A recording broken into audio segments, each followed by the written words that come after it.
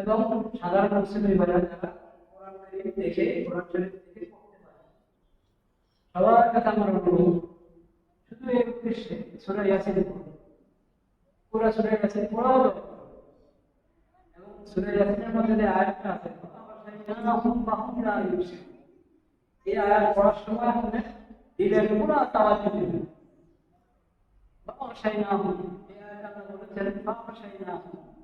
আমি তাদের চোখে পর্দা দিয়ে দিয়েছি।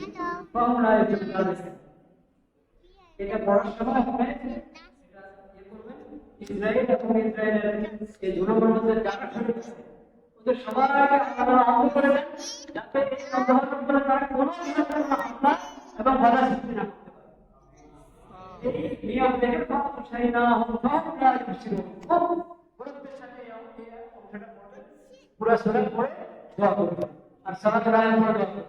তাছাড়া নিয়মিত আমলের মধ্যে লা ইলাহা ইল্লা আনতা সুবহানাকা ইন্নী কুনতু মিনাজ জালিমিন দোয়া বেশি বেশি আমরা পড়ব এবং দোয়া করতে থাকব। ইনশাআল্লাহ জুলুমের রাত 100 শেষ হবে।